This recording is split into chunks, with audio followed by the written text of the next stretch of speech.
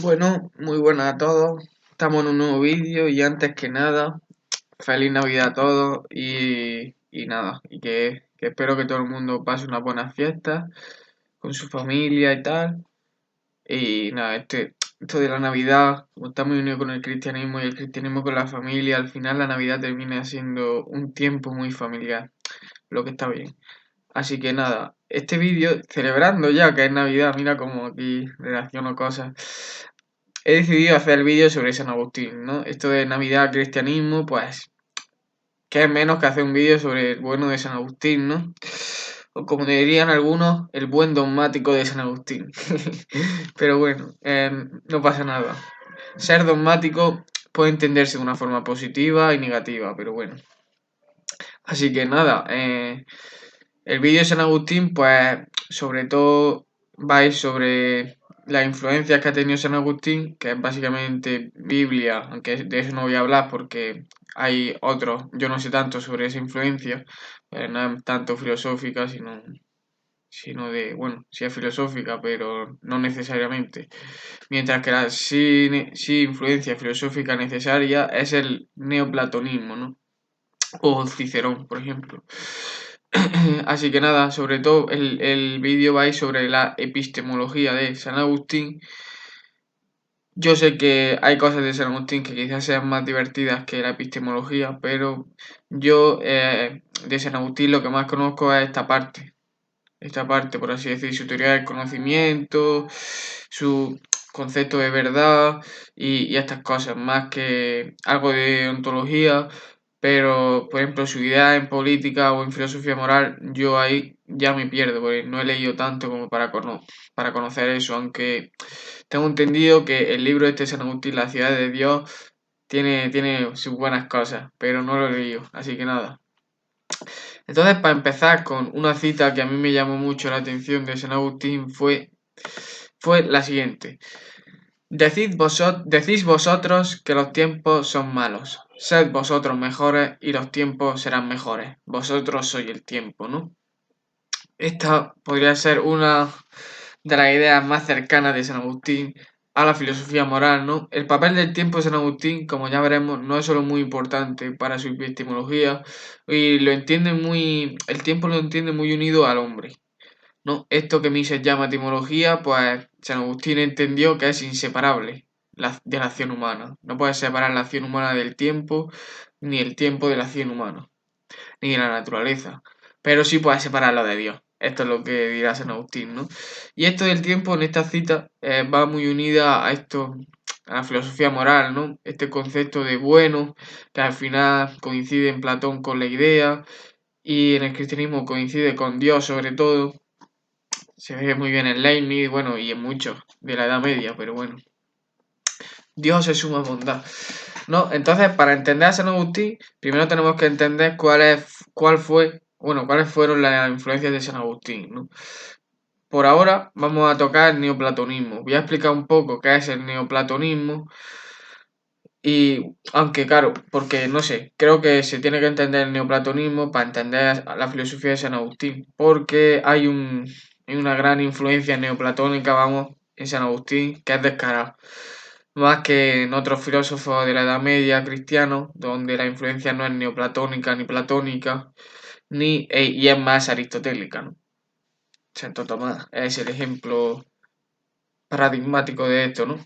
Entonces, ¿cuáles son las ideas principales del neoplatonismo? Lo primero que hace el neoplatonismo es, como Platón hace, una concepción jerárquica de la realidad. Platón la divide en dos, mundo de la idea y mundo sensible. Esta gente no lo divide, bueno, Platón, mucha gente dice que son mundos, son ámbitos, por así decir, también podríamos decir. Incluso hay diferentes interpretaciones de Platón de que están en el mismo mundo los dos ámbitos. Por tanto, esto de que hay dos mundos, fuera. Entonces, ellos en vez de decir mundo o ámbitos, los neoplatónicos dicen estratos. Hay diferentes estratos de lo real. El estrato superior es el bien o el ser con mayúscula. El ser entendido ontológicamente.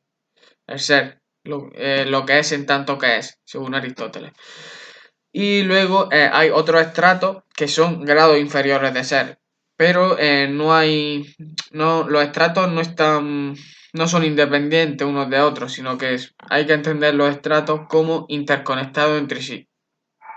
Lo que pasa es que esta conexión de los estratos no se dan de forma causa-efecto, es decir, el estado superior causa a los demás estados inferiores de ser, sino que se dan, en vez de por causa-efecto, por implicación-explicación.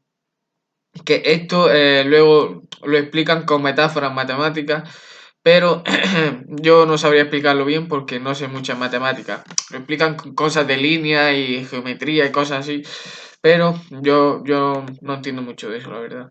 Como que el punto es el principio de la línea, pero no su causa. A lo mejor no hay que ser muy listo para entender esto, pero yo no termino de captarlo. Así que nada.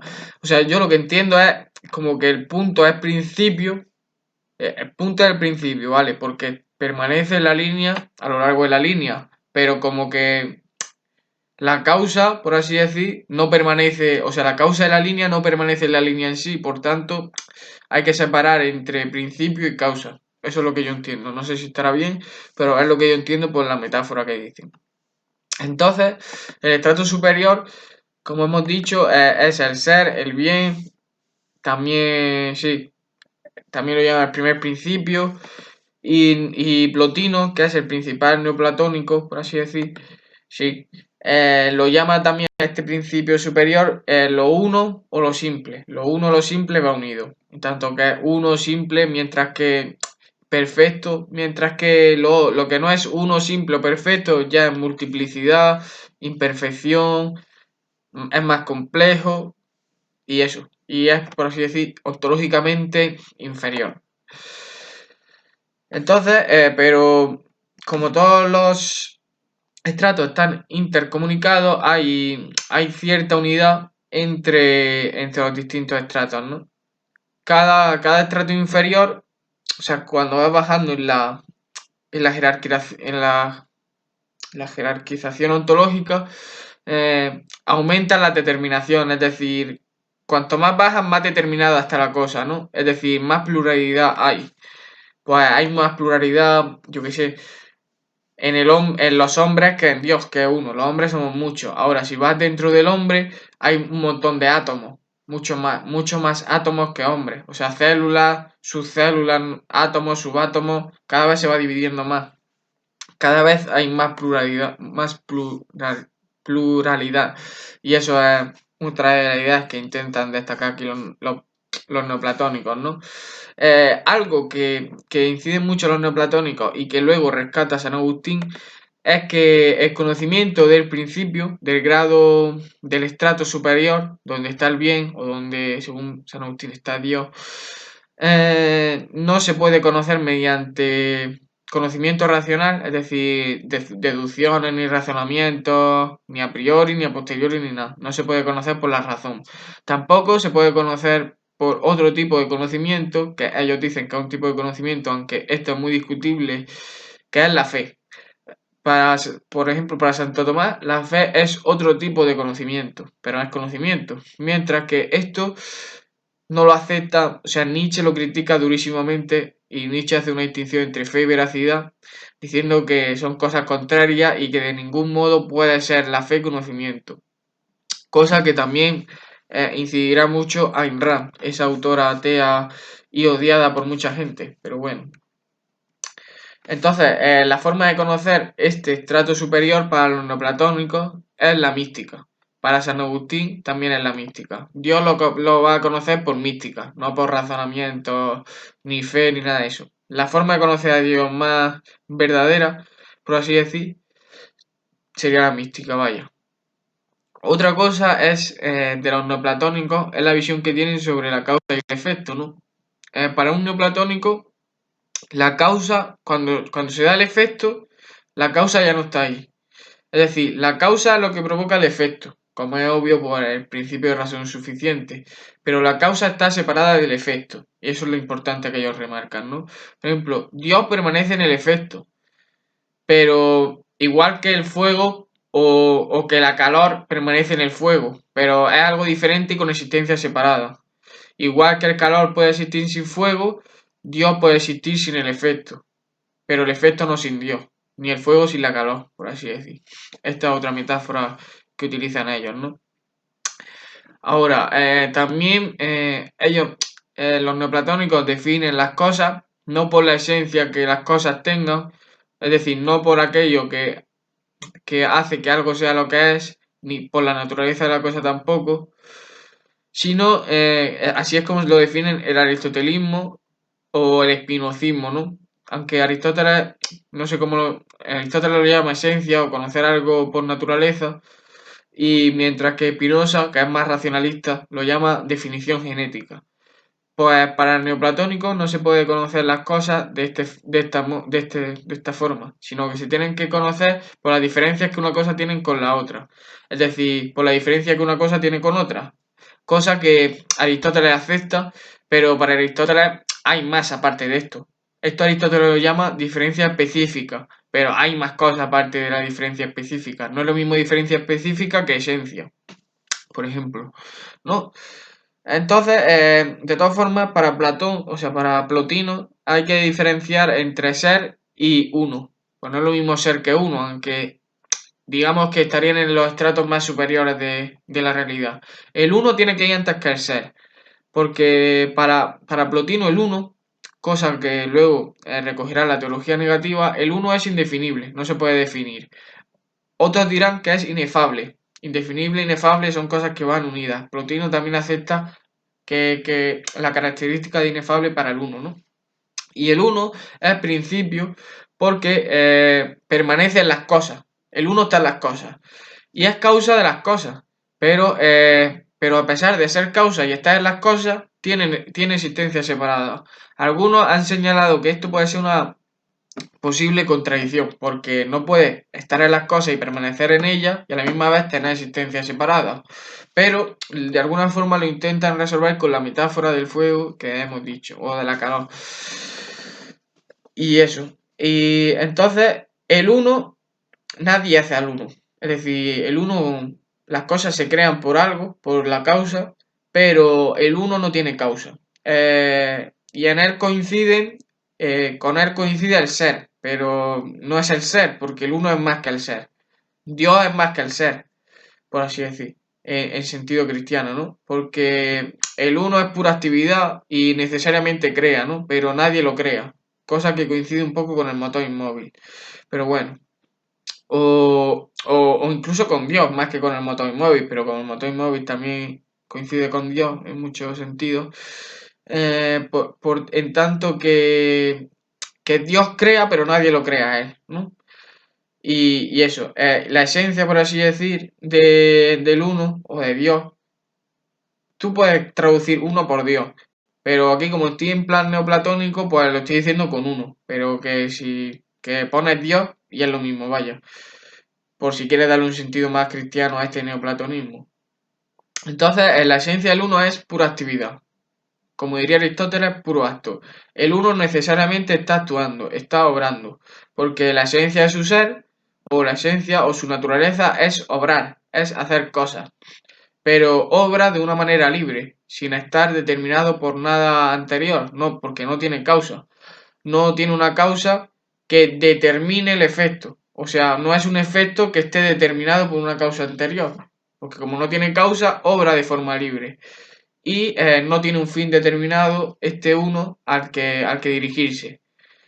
Eh, y eso. Las cosas que crea el uno no son libres. Las cosas de la realidad no son libres porque tienden al uno. Y además tienen el uno es su causa. Al ser el uno su causa, que les determina el uno, por así decir, y además tienden al uno, las cosas tienen una tendencia, ir al uno, no pueden tener una tendencia diferente a esta. Por tanto, no son libres. Si fueran libres, no tendrían esta tendencia y podrían tener cualquier tendencia. Y ya está. Eso sería algo más del neoplatonismo, ¿no?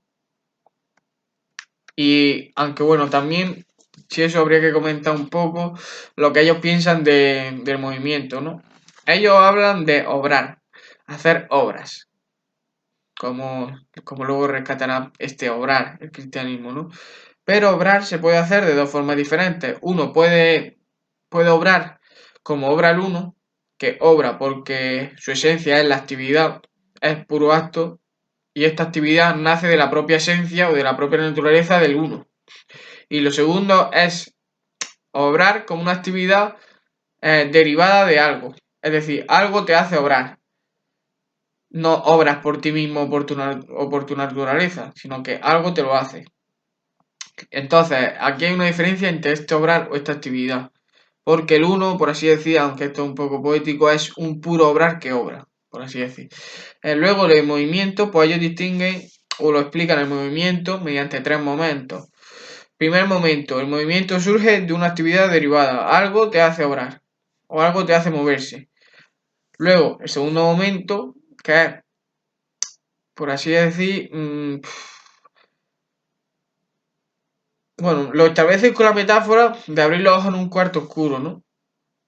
Como que tú abres los ojos mirando al uno y ese mirar al uno te otorga una sabiduría. Y vas entendiendo conceptos como el ser y así, ¿no? Porque ellos entienden que este movimiento que es derivado no es un movimiento como el del uno, por tanto es un movimiento ya imperfecto. Y es un movimiento que a priori está ciego. Por tanto, lo que tiene que hacer, por eso está en un cuarto oscuro, lo que tiene que hacer es abrir los ojos en este cuarto oscuro. ¿Quién le abre los ojos o cómo se puede abrir los ojos? Cuando miramos al uno. Y ahí vamos adquiriendo ya sabiduría, ¿no? Luego, un tercer momento del movimiento y aquí introducen el concepto de sustancia, que coincide también con el uno. La sustancia es aquello que se está mirando a sí mismo y es lo que genera las distinciones entre géneros supremos, que básicamente son cuatro: movimiento, ser, no ser y quietud. Entonces, esta síntesis o conjunción de los tres momentos del movimiento crea el nous, que es contemplación y contemplado. Pero el nous, Platón lo llama de forma diferente, inteligencia y más cosas. Uy, esto lo he puesto mal. Pero bueno, el nous cada uno le da un significado diferente. También los presocráticos hablan del nous, una especie de inteligencia, así, pero una inteligencia metafísica, no encarnada en el humano, cosas así, ¿no? Pero para un neoplatónico el nous es la contemplación, el acto, la obra de contemplar y asimismo lo que se contempla. Por esto es sustancia, porque se mira a sí mismo, ¿no? Ahora, ya que hemos visto el neoplatonismo, vamos a pasar con San Agustín. En la obra de San Agustín yo no la conozco a fondo, pero he leído bastante de confesiones. No me he leído confesiones entero, pero me he leído gran parte y he leído sobre este libro y sobre las influencias de este libro y eso. Entonces, lo que dice, algo fundamental, porque es un libro muy autobiográfico también, como en Árbol de la Ciencia, aunque son de carácter diferente. Pero en los dos, tanto en Árbol de la Ciencia como en Confesiones, se ve que el protagonista, que en uno es Andrés Hurtado y en otro es el mismo San Agustín, comparten un vacío existencial, ¿no? Este vacío existencial es un concepto muy filosófico que, que rescatará el existencialismo francés y cosas así, y el nihilismo. Pero bueno, también habla mucho del cristianismo de este vacío existencial, en tanto que es Dios el que rellena este vacío y da una especie de sentido a tu vida. Porque si tú no puedes darte sentido o ves que la vida en sí misma no tiene sentido, Dios te ofrece una solución. Lo que criticará Nietzsche, esta solución es a la misma vez medicina y veneno. Pero bueno, de Nietzsche hablaremos en otro lugar quizás, ¿no? Entonces se ve que San Agustín en su vida, o según él lo cuenta, tenía este vacío existencial y anhelaba buscar la verdad, necesitaba conocer la verdad, ¿no? Era un esclavo de la verdad. Eso, tenía ese espíritu filosófico, por así decir, que tienen los filósofos, ¿no? De querer conocer la verdad, ser siervo de la verdad, ¿no? Entonces, eh, leyó un libro de Cicerón, que ese libro ya no existe hoy. El libro de Cicerón se llama El Hortensio. Como el libro no existe hoy ya, pues nadie puede leerlo. Y está perdido, vaya. Entonces lo que dice Cicerón es que introduce un concepto de verdad, como que la verdad y la mentira son dos cosas que están juntas y hay que ir separando una de la otra.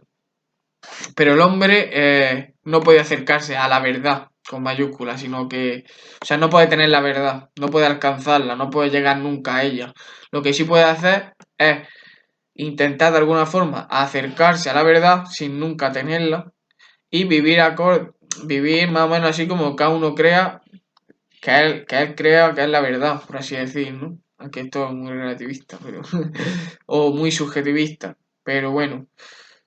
Ese es el concepto de verdad de Cicerón que maneja en esta obra. Está mezclada con la mentira y tú tienes que ir, por así decir, separando verdad y mentira y intentando ahí acercarte a la verdad como puedas, ¿no? Eh, Otra influencia de San Agustín es la secta en la que estaba de joven, ¿no? Que es la secta de los maniqueos. O al menos hay cierta, si no estaba la secta, estaba cercano a ellos o tenía afición por esa secta, ¿no? Ah, por cierto, otra influencia de San Agustín es la de el escéptico antiguo griego que se llama Sexto Empírico, que es el escéptico griego antiguo más famoso. Luego hay también escépticos modernos, como es obvio, Descartes, bueno, Descartes no es escéptico, pero utiliza un escepticismo metodológico, o Hume, son escépticos modernos, pero también hay escépticos antiguos como Sexto Empírico, ¿no? Y de alguna forma, este sexto empírico o lo que él dice puede de alguna forma ser compatible con el concepto de verdad que Cicerón expresa en esta obra, ¿no? Entonces, lo de la secta de los maniqueos, a ver, fundamentalmente lo que quería esta secta es que hay una batalla en el mundo entre el bien y el mal. Y bueno, yo creo que para San Agustín justificar su actitud, porque tenía una actitud de joven reprochable, por así decir, o no muy ordenada, estaba con esta gente, ¿no? Andaba con ellos para justificar su actitud. Mira, yo me comporto así porque soy un maniqueo y hay un conflicto entre el bien y el mal y no sé qué. Y bueno, como se sabe, antes de ser cristiano, San Agustín era una especie de ladrón borracho y otras cosas peores, ¿no? Como andar con mujercitas en sitios así, prostitutas, vaya. Sí, era una especie de putero, ladrón y borracho, una mezcla entre las tres, pero luego cambió, ¿no? Quien no haya pecado, que tire la primera piedra, ¿no? Nadie la va a tirar. Pues ahí está. San Lucas creo que era, ¿no? O bueno, no sé si es San Lucas, pero cuando va a salvar a María Magdalena. Y eso. Luego cambió porque, es decir, fue un pecador, como todos somos pecadores, vaya. Y aunque su influencia fuera este escéptico, Sexto Empírico y Cicerón, luego escribió tratados contra esta concepción de la verdad. Escribió y luego escribió tratados también contra los maniqueos y contra los escépticos, ¿no? Entonces se da un cambio en el concepto de verdad de San Agustín cuando encuentra y lee una obra de Plotino. Entonces, Plotino, este autor neoplatónico, cambia su concepto de verdad a un concepto de verdad que es objetivo y absoluto, encarnado en el concepto del uno, el uno plotiniano, del que hemos estado hablando un montón de rato. Entonces, este uno plotiniano coincide mucho con lo que Agustín querrá decir luego en sus escritos con el concepto de verdad, con mayúsculas, ¿no? Algo eterno, así, absoluto, objetivo, universal, que de alguna forma al final coincide con Dios, como es obvio, vaya. Y, a ver, luego otra característica de San Agustín que comenta en Confesiones es que la verdad es tan acontece, la verdad para él tiene sentido ontológico, para San Agustín. La verdad está en las cosas y las cosas son más verdad o son más verdaderas cuanto más se acercan a lo uno, es decir, cuanto más se acercan a Dios. Por eso para Agustín tiene sentido decir que un santo es más verdadero que un pecador, porque el santo está más cercano de Dios, de la verdad y de lo uno, mientras que el pecador está más alejado, ¿no? Pero cuando dice estas cosas todavía no era cristiano. Pero sí ve a Jesús, o sea, como hay que ver a Jesús, ¿no? Como un gran hombre de virtud moral, de alto calado moral, Y reconoce San Agustín del cristianismo antes de ser cristiano las bondades éticas, aunque muchas de estas bondades no son tan bondades y pueden ser criticadas, del cristianismo, ¿no? Concepto de sacrificio, concepto de deber, cierto estoicismo, ¿no? Y tal, aunque otras cosas sí se podrán criticar. Pero bueno. Entonces, San Agustín identifica el uno con Dios al final, o el uno con la verdad con Dios, ¿no? Y entonces se puede hacer una distinción entre las tres etapas de San Agustín con los tres estratos de conocimiento que hemos explicado, unidos al concepto de verdad, ¿no? San Agustín tiene tres etapas.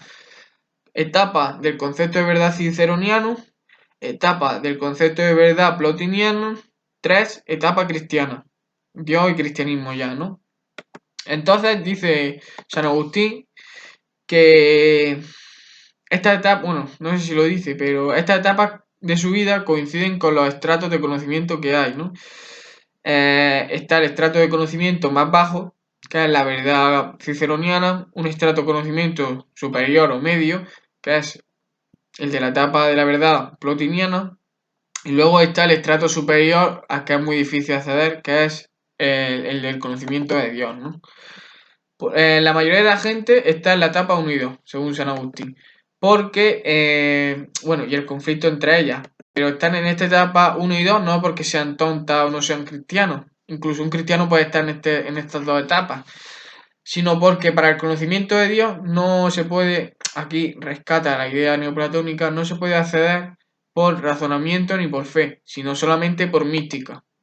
Tiene que haber un encuentro, por así decir, con Dios. Entonces, la verdad de la etapa 1, bueno, San Agustín usa conceptos de Aristóteles, pero le da un significado neoplatónico, ¿no? Por ejemplo, él dice que la verdad de la etapa ciceroniana es una verdad que está en potencia y que tiene una tendencia a convertirse en la verdad de la etapa 2, la neoplatónica. Por eso, la etapa de Cicerón es el conocimiento sensible, mientras que la etapa de Plotino o neoplatónica es ya una evolución, es algo más superior, es un conocimiento inteligible, donde no como en el conocimiento sensible, donde los sentidos te pueden engañar, en esta segunda etapa ya no confunden lo verdadero con lo falso, como en la verdad ciceroniana, ¿no? Y aquí, en esta cosa, bueno, ahora me gustaría decir dos interpretaciones de dos autores de cómo ven ellos la forma en la que San Agustín entiende la realidad o el proceso de conocimiento del sujeto sobre la realidad. La primera es de un señor que se llama Sciacca, ¿no? Sciacca, Sciacca, que supongo que será italiano, Sciacca, no sé cómo se pronuncia. Entonces, lo que dice este autor es que para San Agustín el tránsito hacia la verdad no depende del sujeto, del individuo, sino de los elementos de verdad que están en el mundo, que serán más verdaderos o menos, y que esos elementos que están en la realidad tienen la capacidad de poner al sujeto a pensar. Entonces le obligan a pensar o ponen al sujeto a pensar y el sujeto así se pone a conocer la realidad. Eh, También dice este autor que San Agustín, para él, la verdad es ontológica y lleva al sujeto a pensar. Hay algo ahí en el mundo que se llama verdad.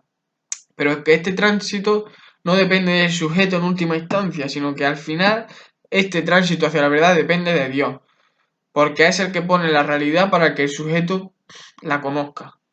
Por eso, para transitar a la verdad, dirá este autor, interpretando a San Agustín, que necesitas a Dios, necesitas la ayuda de Dios para que éste te ayude, cosa que luego se relaciona con el concepto de gracia para transitar a la verdad. Necesitas la ayuda de Dios para transitar a la verdad. Porque Dios tiene todas las ideas, Él sabe todo, y Dios te ha pasado la idea en forma de realidad intentando intentar iluminarte, darte a la bombilla, darte al chip para que empiece a conocer la realidad. Darte al chip son las cosas que él pone. Luego está la interpretación de Etienne Gilson, que es por así decir de los tomistas más famosos, vamos, top 3 tomistas mínimo, que lo que dice, interpretando a San Agustín en contra de Sciacca, es que no, que el rol del sujeto en San Agustín no es meramente pasivo, sino que también tiene su parte activa, que el sujeto no es un simple receptor inválido, por así decir, que simplemente recibe y ya está, sino que el sujeto tiene que poner también de su parte para poder transitar la verdad. No solo vale la ayuda de Dios, Dios te ayuda, pero no te lo da todo. Tú tienes que poner de tu parte también. No es un receptor pasivo de la idea de Dios, el sujeto. Porque además, si fuera, Gilson dice que si fuera pasivo, como dice Esciaca, surgen preguntas como por qué una gente tiene el conocimiento de Dios y otras no. Y por qué Dios pone conocimiento en unas personas y en otras no. Cosa que no se da si se introduce el elemento dinámico de que el sujeto también tiene que hacer y poner de su parte, ¿no? Y estas son dos interpretaciones de San Agustín que se dan. Ahora, siguiente parte. La forma en la que conoce Dios. Incluso si se es ateo o no se cree en la existencia de Dios, se entiende muy bien cómo conoce el hombre si lo contraponemos con Dios, incluso con el concepto de Dios. Aquí es donde introduce San Agustín el papel del tiempo. Nosotros conocemos en el tiempo, Kant añadirá, y en el espacio. Dios conoce sin tiempo porque Dios está más allá del tiempo, está al margen, separado del tiempo, va más allá del tiempo. Además, nosotros conocemos el tiempo y conforme vamos creciendo en nuestra vida, mientras que Dios conoce todo de golpe, ¿no? Juan Scott Eriúgena dirá que nosotros conocemos de forma así imperfecta porque nosotros somos pecadores y el pecado original nos imposibilita conocer de la forma en la que conoce Dios, ¿no? Aquí se introduce el concepto de naturaleza caída. Dios no tiene la naturaleza caída, nosotros sí, por tanto no podemos conocer como conoce Dios. Por eso el hombre está herido. Esta naturaleza caída le hace que esté herido y necesita la gracia de Dios o otras cosas para poder avanzar, ¿no? Entonces, Eriúgena distingue también, esto me llamó mucho la atención, distingue entre el hombre y Adán, porque Adán, al no tener la naturaleza caída, sí puede conocer tal como conoce Dios, pero esto es problemático porque, bueno, eh, pondría a Adán a la misma, al mismo nivel de conocimiento epistemológico de Dios. Lo que pasa es que, claro, incluso así Adán no sería Dios, porque Dios ha creado a Adán y Adán no ha creado a Dios. Pero bueno. Entonces, volviendo un poco al papel del tiempo que le da San Agustín, en esto, para San Agustín, el tiempo es algo trascendental, súper importante, porque es condición de posibilidad para que haya conocimiento en el hombre. No puede existir el hombre sin el tiempo, ni el tiempo, bueno, no, el tiempo sin el hombre puede existir, pero el hombre sin el tiempo no. Y el hombre solo puede conocer dentro de los límites del tiempo. Pero lo que tiene que hacer el sujeto no es ser simplemente pasivo ante la idea de Dios, sino darse cuenta de que muchas veces está equivocado y aprender de esos errores que tiene. Este factor de ir aprendiendo de los errores se entrelaza muy bien luego con la tradición y con la experiencia. Pero bueno, eso sería ya la tradición otro tema. Pero aquí podemos ver la unión que habría entre cierta epistemología y el concepto de tradición, que ahí está la cosa, ¿no? Entonces, como hemos dicho, volviendo al tema de la verdad para San Agustín es algo ontológico, que existe la verdad. También, como los neoplatónicos, establece su propia jerarquía ontológica. San Agustín le pone un nombre bonito a esto, ¿no? Que él dice que esta jerarquía ontológica es la gran cadena del ser. Y esta noción, la noción de verdad que maneja San Agustín, eh, em, no depende de la subjetividad, no depende de cómo veas tú el mundo, no depende de ti, del sujeto, o de la interpretación que tú le quieras dar, ni de tus circunstancias. Aquí, claro, con esto ya se ha confrontado con todo Dios, con Kant, con Ortega y Gasset, con Nietzsche. Decir esto es mínimo, te la estás jugando, te van a llevar palos. Pero puede ser que estés en lo cierto. Simplemente hay que discutir y ves quién tiene razón. Pero esta concepción de verdad es jugársela, por así decir. Aunque en parte puede tener cierta razón, ¿no? Aunque quizá no todo, pero quién sabe. Entonces, otra idea de San Agustín, o sea, la verdad es una y objetiva, básicamente, resumiendo. Entonces, otra cosa de San Agustín que habría que destacar es un rasgo platónico que encarna su pensamiento, ¿no? Para San Agustín, como para Platón, la idea,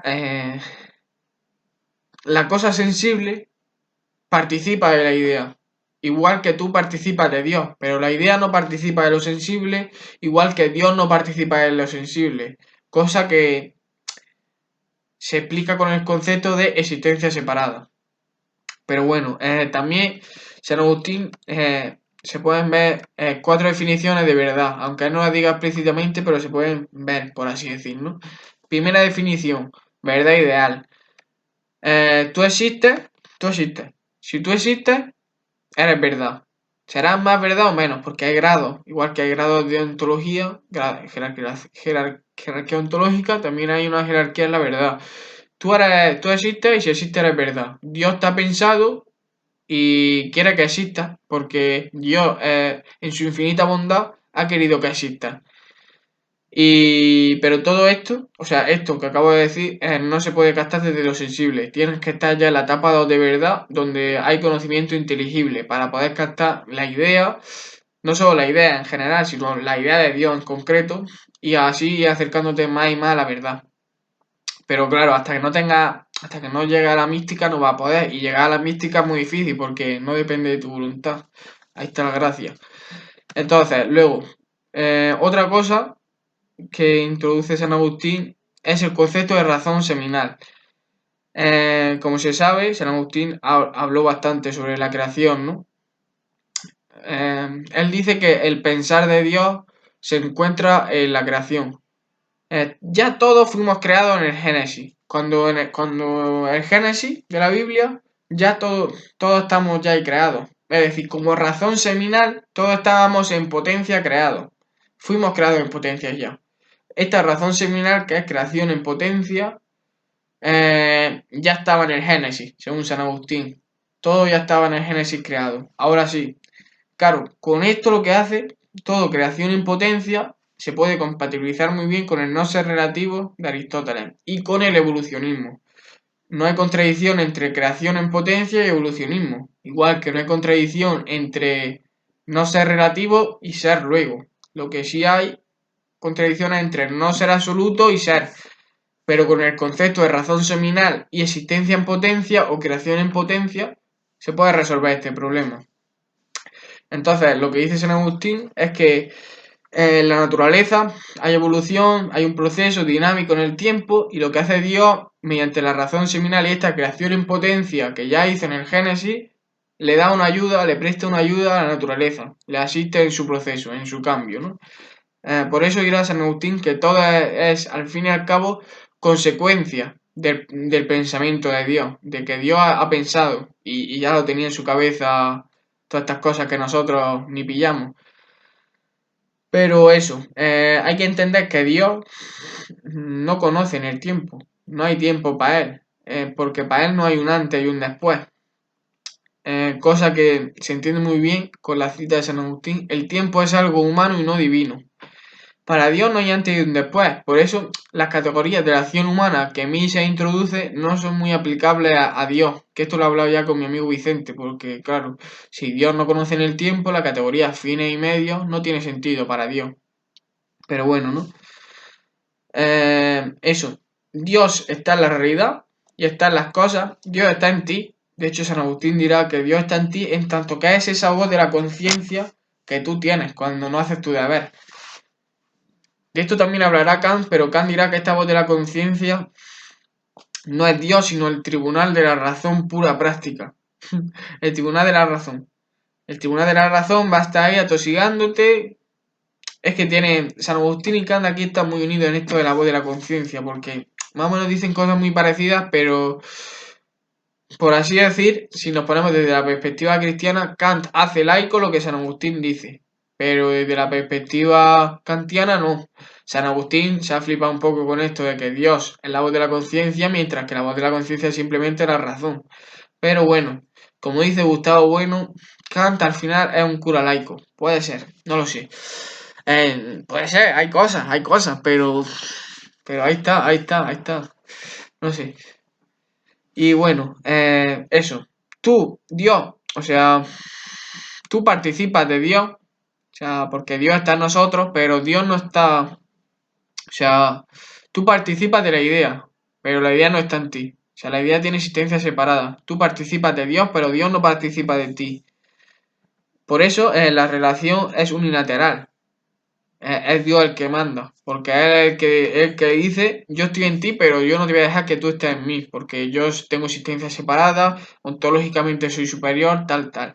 Entonces, ¿cómo se puede alcanzar esta bilateralidad, ¿no? O de querer estar más unido con Dios. Desde la perspectiva cristiana, esta bilateralidad se puede alcanzar con los sacramentos del cristianismo. Los sacramentos son formas de acercarse cada vez más a Dios. Por ejemplo, la comunión, se toma el cuerpo de Cristo, el pan este. Pues esa es una forma de acercarse más a Dios, aunque no de forma, no sé, epistemológica, pero sí de forma espiritual, que podría ser otra forma de acercarse, como mediante la fe, aunque no sea por conocimiento o lo que sea, o por deducción, pues también incide en eso San Agustín, ¿no?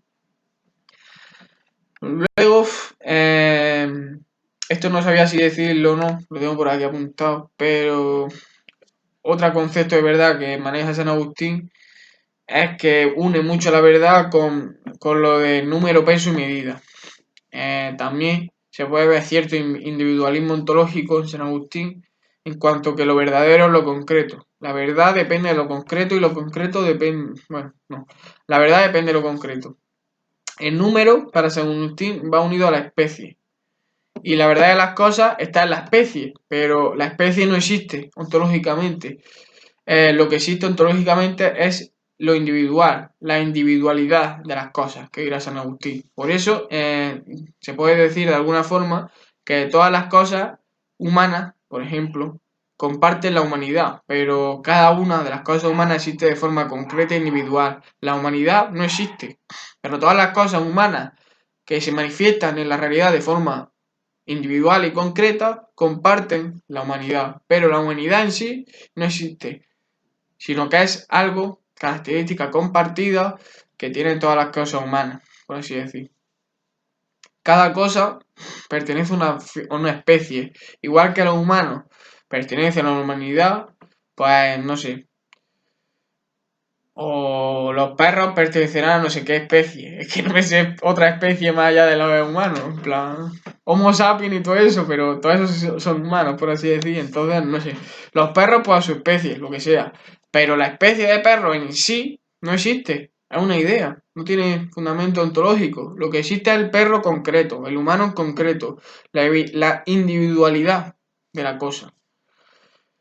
Y bueno, aquí se ve cierto individualismo ontológico que, aunque esto no sé si todo el mundo estaría de acuerdo conmigo, pero es lo que yo pienso, que es lo que he visto, vaya. Luego, la cosa es verdadera porque mantiene la razón seminal que Dios creó en el Génesis. Esta también una cuarta definición de verdad, que la cosa es cierta o más verdadera porque la razón seminal sigue en ella y Dios creó esto en el Génesis. También dice San Agustín que en el Génesis Dios quiso crearnos en su infinita bondad como para que todos fuéramos santos. Pero claro, no es igual el pensamiento de Dios que el mundo real, porque en el mundo real ya hay tiempo, ya cuando hay tiempo tiene que haber un proceso. En el pensamiento de Dios todos somos santos, por eso en el paraíso ya todos somos santos, pero aquí no, porque aquí hay cambio y se tiene que dar un proceso. Y las cosas necesitan un proceso y a lo mejor han muerto antes de llegar a ser un santo o necesitan más tiempo para llegar a ser un santo y no pueden. Pues cosas así son las que introduce también San Agustín, ¿no? Y bueno, no que haya mucho, vamos, si eso habla un poco más del tiempo y llevo 44 minutos, me estoy pasando un poco a lo mejor, pero bueno, da igual. Eso. Eh, del tiempo. A ver, otra cosa de las que incide San Agustín es bueno, a ver, todo el mundo incide en esto, pero San Agustín aquí también, ¿no? Que las cosas del mundo sensible no son como son las ideas, sino que son algo indeterminado y que para llegar a ser lo que las cosas son en sí, se debe mirar a Dios. Es decir, tienen que estar amorosamente orientadas hacia Dios. Este amorosamente se ve muy bien también en el motor inmóvil de Aristóteles. También en la creación de materia, San Agustín incide en que hay dos tipos de materia, cosa que a los materialistas esto ya no les gusta nada, porque dice San Agustín, Dios creó la materia, pero la materia puede ser tanto corporal como espiritual. A esto a los materialistas los mata, si los dice esto. Pero bueno, ahí está también esta distinción que ha sido perdida por el materialismo ateo, no sé qué, de Marx y toda esta gente. Pero bueno, también está ahí la cosa. Luego, el hombre es parte de la naturaleza y el hombre puede llegar a tener conocimiento, pero la luz, la iluminación, la luz que le va a dar el hombre a las cosas va a ser imperfecta, porque el hombre es imperfecto. Tiene que ser imperfecto en tanto que existe en el tiempo. Si no existiera en el tiempo, sería perfecto, porque no habría cambio ni estas cosas. Sería todo eterno. No, al ser ya estar en la naturaleza, ver cambios, hay multiplicidad. Entonces ya no puede ser lo uno. Que lo uno no hay multiplicidad, eterno siempre, igual, inmutable, como es Dios, ¿no? Entonces, pero tiene ciertas características del hombre, a pesar de su imperfección. Es algo sensible, o sensible, se puede traducir por animal. También es algo inteligible.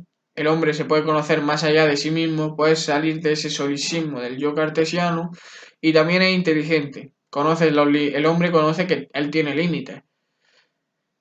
Esto, lo último, los ilustrados franceses rompen con esto de San Agustín de que el hombre tiene límites. Según esto, o sea, según la perspectiva de San Agustín, en la ilustración francesa el hombre pasó de ser inteligente a no ser inteligente, porque empezó su desconocimiento sobre sus propios límites. No, esto que hemos hablado de que el animal, el hombre es sensible, inteligible e inteligente, no lo tiene el animal, porque el animal es solo sensible, por eso sensible es un sinónimo de animal, ¿no? Y tal, también aquí está muy unido con Aristóteles, quizás, en tanto que San Agustín dice que también se tiene que partir el conocimiento de lo concreto, y a partir de lo concreto ir haciendo abstracciones y cosas así, ¿no?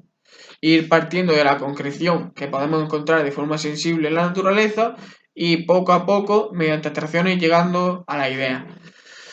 En cuanto al tiempo, San Agustín introduce una diferencia entre tiempo objetivo y tiempo subjetivo. Esta diferencia a mí también me llamó mucho la atención cuando la vi, porque, a ver, el hombre de alguna forma puede conocer el pasado, si estudia, puede conocer el presente, y San Agustín dice que de alguna forma puede conocer el futuro de la cosa, porque puede conocer el movimiento de la cosa, su proceso, su temporalidad, cosa que se puede hacer con la naturaleza, pero cuando el objeto de estudio del hombre, esto es más difícil. No sé si San Agustín sostendría que se puede conocer el futuro del hombre. No lo sé. Pero como en la cita del principio que hemos dicho, si queréis que los tiempos sean mejores, sed vosotros buenos, porque vosotros sois el tiempo, ¿no? Entonces, esta verdad es la cosa que se va transformando en un proceso y en el tiempo, que las cosas se mueven y porque se mueven nada de haber tiempo, porque el motor inmóvil, en él no hay tiempo, ni en Dios hay tiempo, Dios no se mueve, es eterno, está fuera del tiempo. Este tiempo que se da en la naturaleza es el tiempo objetivo, ¿no? Pero también está el tiempo subjetivo. Este tiempo es el tiempo del individuo. Entonces, el tiempo es, pero el tiempo es cuando es en el presente. Luego, el tiempo del pasado no es ya tiempo es, sino que es fue. Mientras que, es decir, el fue ya no tiene ser, ni el futuro tiene ser. Solo tiene ser el presente. Solo tiene fundamentación ontológica el presente, cosa que obvia, el pasado ya no está ahí, ya no lo vemos, por tanto no tiene fundamentación, y el futuro todavía no es, por tanto tampoco tiene fundamentación ontológica. El futuro no es, será, y el pasado no es, fue, mientras que lo que es tiene que ser, lo que es en el presente, ¿no? Y así, esto es, este fue y será, por así decir. De todas formas, San Agustín lo intenta rescatar de alguna forma introduciendo el concepto del alma. El alma es algo que puede extenderse al pasado y al futuro. Esta extensión del alma, en tanto que el hombre puede conocer cosas del pasado, incluso si el pasado no existe ontológicamente, existió ontológicamente, pero hoy no existe el pasado. Y el conocimiento de algunas cosas del futuro, de forma imperfecta siempre, es el tiempo. Esta extensión del alma es el tiempo, pero este es el tiempo subjetivo del individuo. Por tanto, hay una distinción entre tiempo subjetivo, muy unida a la noción de alma, y tiempo objetivo, como el tiempo puramente de la naturaleza, ¿no? Ya por último, y chapo vídeo porque me estoy enrollando y porque tampoco sé mucho más allá de San Agustín, creo, es el proceso de conocimiento en San Agustín. Hay una relación entre el sujeto, que es lo que ve, y el objeto, que es lo visto. Hay que entender que el objeto es una copia de la idea, de lo que Dios pensó y tal, porque ya se introduce en el mundo real y hay tiempo. Por tanto, al haber tiempo ya no es lo que Dios pensó. Por eso no somos todos santos, sino que hay gente malvada por ahí. Entonces, está la mirada, primera mirada, o primer momento, por así decir, donde está la relación entre el que ve, el objeto, que es lo visto, y la síntesis o el resultado de esto, ¿no?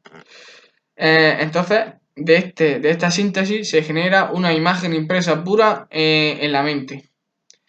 Esta imagen pura, San Agustín dice que se puede consentir o no esta imagen, que es resultado de la unidad entre lo que ve, el que ve lo visto y la síntesis de esto. Uno puede consentir o no a esta imagen, ¿no? Se puede hacer esto mediante reflexión o no. Consentimiento sería creer que lo que estás viendo es real y te quedas ahí. Pero entonces, dice San Agustín, el sujeto no se puede quedar en este momento, porque si no, nada nos diferenciaría del animal. El sujeto tiene que apartarse de lo sensible. Y por tanto, aquí este apartamiento de lo sensible se produce en la segunda mirada o segundo momento.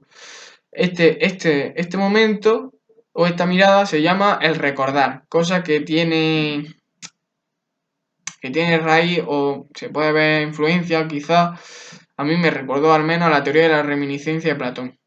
Este saber como recordar, conocimiento como recordar del alma. Entonces, esta segunda mirada es la mirada, por así decir, filosófica, no la animal, de sensible. Es la mirada inteligible, la mirada del pensamiento, o como dice Platón, la segunda navegación, la mirada filosófica, vaya. Porque ahora el sujeto no ve con el cuerpo, ve con el alma, con la razón.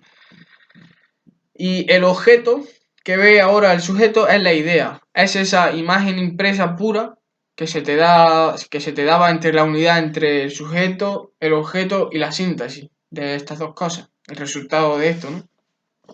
Por tanto, este recordar es reflexionar sobre la imagen, pero reflexionar no empíricamente, sino con la razón, con el alma, como se quiera decir. Y esta imagen pura que se te da se tiene que comparar con la idea de Dios. Este proceso de conocimiento no se puede dar sin reflexión. Si no activamos la capacidad de memoria para poder recordar y la capacidad autorreflexiva del hombre, tú necesitas memoria para poder recordar, porque recordar es hacer esta mirada del pensamiento. Igual que tienes que pensar y activar la memoria para recordar lo que has comido ayer, pues igual tienes que reflexionar para recordar, ahora no la comida de ayer, sino recordar las ideas, porque las ideas ya están puestas en ti por Dios, por esto de que Dios te ayuda. Lo único que tienes que hacer es tú poner de tu parte para, para poder, para poder llegar a la verdad. Pero Dios no te lo va a dar todo hecho. Cúrrate, tío, cúrrate un poco las cosas. no te va a dar esto hecho Dios en el proceso de conocimiento. Entonces, el sujeto, mediante este acto reflexivo, se da cuenta de que en el mundo hay algo más que lo puramente sensible, lo puramente empírico. Esto se lo dice a un positivista y también se va a enfadar, pero bueno. Entonces, este tránsito hacia lo intelectual, hacia la intelección, hacia ese separarse de lo sensible, es cuando el sujeto va más allá de sí. Que como hemos visto, el hombre era sensible, inteligible e inteligente, creo que era. Esta segunda característica es la de la inteligibilidad. Bueno, no sé cómo se diga, inteligible. Esta es la característica inteligible del hombre, que se separa de lo sensible y puede ir más allá de sí. Este tránsito implica, aunque esto es discutible, un autotrascendimiento, aunque se puede entender, este es un salir del yo cartesiano puro, y donde el alma puede ver más allá de lo sensible, más allá de lo empírico, más allá de lo que se le da a la sensibilidad, y entiende que hay algo más que lo puramente empírico y que sus propios recuerdos, sino que están las ideas, y así va conociendo a Dios y tal. Y bueno, menudo vídeo. Pues que nada, pues hasta aquí el vídeo, celebrando la Navidad con el amigo San Agustín. Y nada, espero que haya gustado. Si os ha gustado, dale like, te suscribes, lo que sea, comparte y me comentas lo que te ha parecido y tal. Si he sido todo pesado o no sé, si te ha parecido guay el vídeo, lo que sea. Y eso, si queréis que, aquí como dice el bueno de San Agustín, decid que los tiempos son malos. Sed vosotros mejores y los tiempos serán mejores. Vosotros sois el tiempo. Esto es lo que tenemos que sacar hoy de conclusión. Que vosotros sois el tiempo, nosotros somos el tiempo, nosotros somos el devenir. Y Dios nos puede ayudar, pero no nos va a dar esto hecho. Así que hay que ponerse a currar. Así que nada, que conste que yo no soy cristiano, pero me gustan estas cosas. La filosofía de la Edad Media me gusta. Así que nada, yo soy agnóstico. Así que, porque vaya a creerse aquí que yo por decir cosas de San Agustín se cree alguien que soy cristiano. Que a ver, que no soy, pero que me gusta el cristianismo y tengo afinidades con él, pero también discrepo de muchas cosas. Pero bueno, ya está, hasta aquí el vídeo. Compartir, comentar, like, no sé qué y las cosas estas. Y vosotros sois el tiempo. Hasta otra y no sé de qué haré los siguientes vídeos, pero vale, hasta luego.